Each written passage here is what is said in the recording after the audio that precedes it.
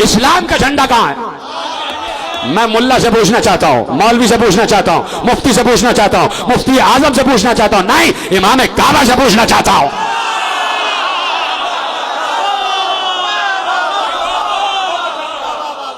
कि ये बताओ कि इस्लामी मुमालिक के झंडे हैं, इस्लाम का झंडा कहां है? अगर इस्लाम एक है तो इस्लाम का झंडा भी एक होना चाहिए। देखिए, जुमले आपके हवाले करना चाहता हूं, अभी जुमले सुनते जाए, मुझे बताते जाए कि जुमले आप तक पहुंच रहे हैं। इस्लाम एक है तो इस्लाम का झंडा भी एक होना चाहिए, और इस्लाम 1400 बरस से एक है तो 1400 बरस से एक ही झंडा होना चाहिए। इस्लाम 1400 बरस पहले का मजहब नहीं है। इस्लाम आदम के दौर से उतरा है, तो इस्लाम का झंडा भी आदम के दौर से ही होगा, और इतना पायदार होगा कि कयामत तक जाएगा, और इसके टुकड़े नहीं हो सकते। तुमने इस्लामी रियासत के टुकड़े किए, 70 टुकड़े कर लिए, हर टुकड़े ने अपना अलग झंडा रखा। इस्लाम का झंडा कहां है?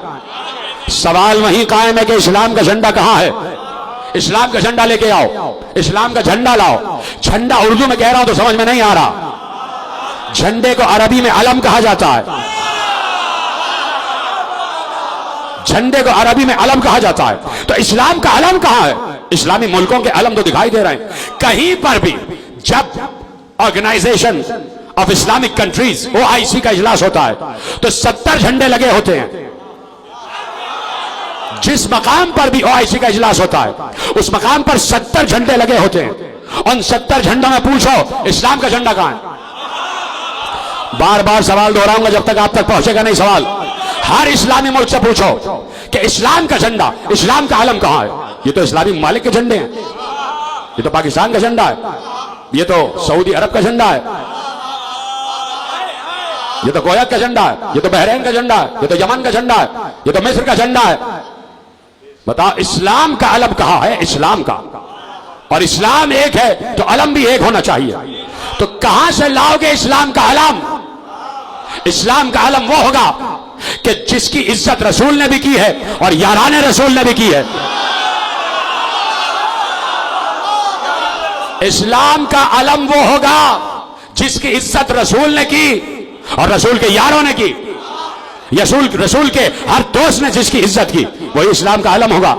और इस्लाम का अलम इतना अजीम था और उससे रसूल के यारों को इतनी मोहब्बत थी कि रात भर तड़प के अलम की तमन्ना की है। तमाम लोग जाग रहे हैं, पीछे तक जितने लोग बैठे हुए। उस इस्लाम के अलम की इतनी इज्जत थी कि रसूल के यारान को, रसूल के असहाब को उस इस्लाम के अलम से इतनी मोहब्बत थी कि पैगंबर ने एक बार शबे खैबर कहा, कल अलम दूंगा,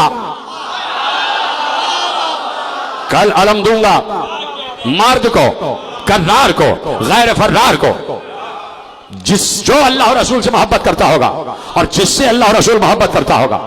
पैगंबर ने सिफात गिनवा दी है कि अलमदार की खुसूसियात होती हैं। सबसे पहली खुसूसियत ये होती है कि वो औरत नहीं होता,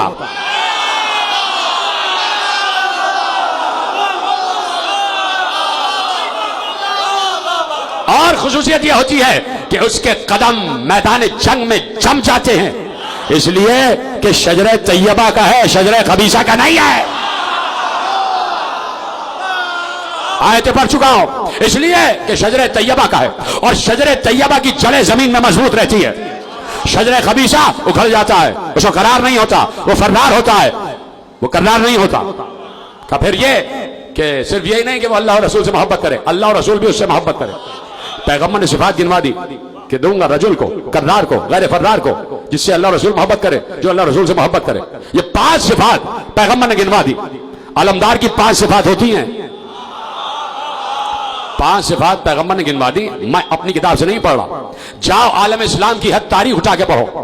अल्लामा मोहम्मद इब्ने इस्माइल बुखारी, इमाम मोहम्मद इब्ने इस्माइल बुखारी ने इस रिवायत को दर्ज किया है अपनी सही में, सही बुखारी में इस रिवायत को दर्ज किया कि पैगंबर ने कहा कल अलम दूंगा उसको जो अल्लाह और रसूल से मोहब्बत करे और जिससे अल्लाह और रसूल मोहब्बत करे।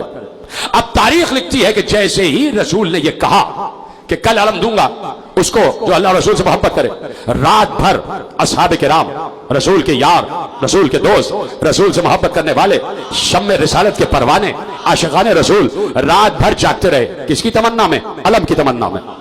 कौन सा अलम? इस्लाम का अलम। रात भर रसूल के असहाब अलम की तमन्ना में जागते रहे, अलम की मोहब्बत में जागते रहे। आज के मुफ्ती से पूछना चाहता हूं, हिम्मत है तो असहाब पर इल्जाम लगाओ कि रात भर कितने असहाब के निकाह टूटे।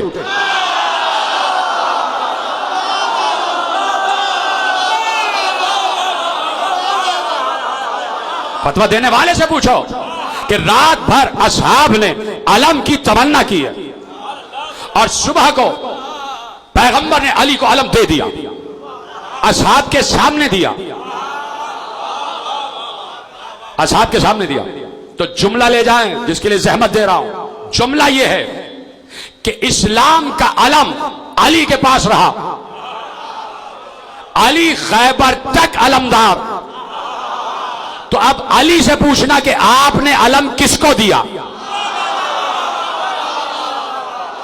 अली से पूछना, किसी और से ना पूछना, किसी गैर मर्द से ना पूछना, किसी फर्राज से नहीं पूछना, किसी गैर कर्राज से नहीं पूछना। चूंकि अली के पास अलम था तो अब अली से पूछना, या अली आपके बाद अलम किसके पास आया?